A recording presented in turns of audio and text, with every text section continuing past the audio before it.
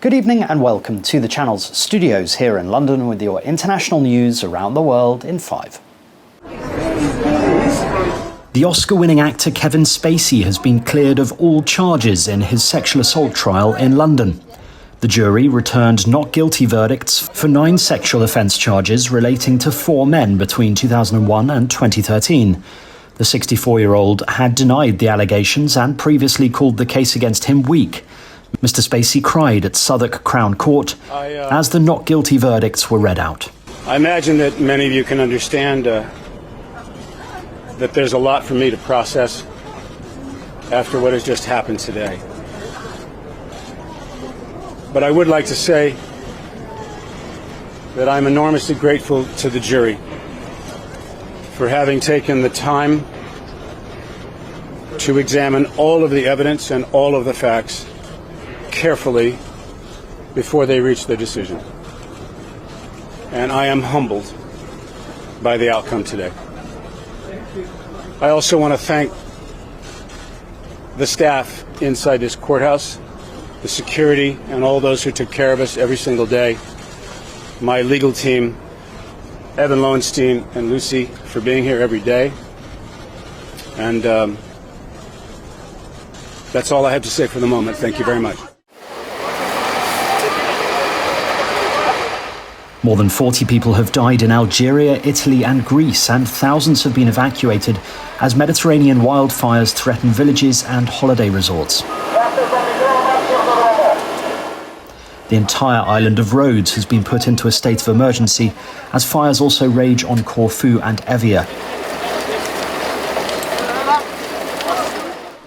The current long heatwave shows no let-up, with temperatures expected to rise above 44 degrees Celsius in parts of Greece. We fight. Everybody, all the people, they fight. The simple people, the government, they ask everybody, but for nothing. I believe we fight for nothing.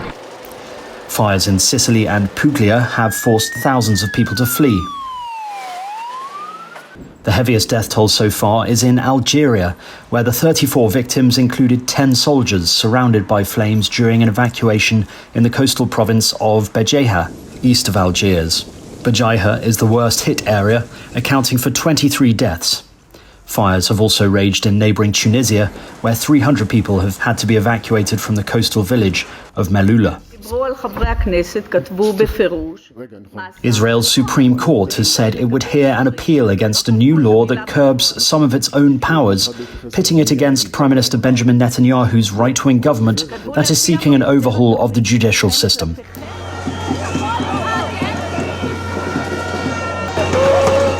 The bill that was passed in Israel's parliament sparked raging protests across the country and caused volatility in the country's markets and currency, with the shekel losing around 10% since the government announced its judiciary overhaul in January.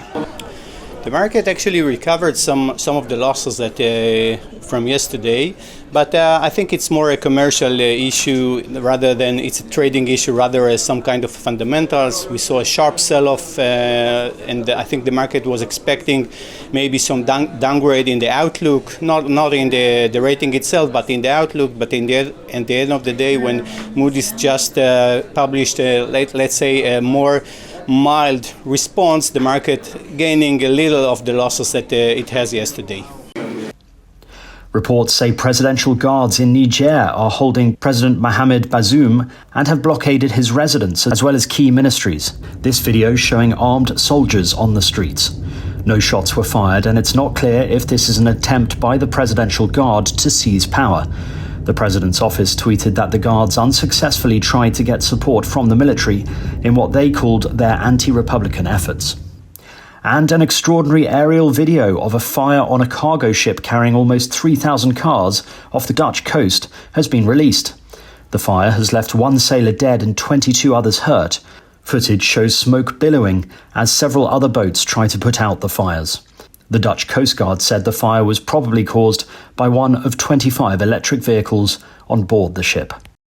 And that's your international news around the world in 5. Now back to the channel's studios in Lagos.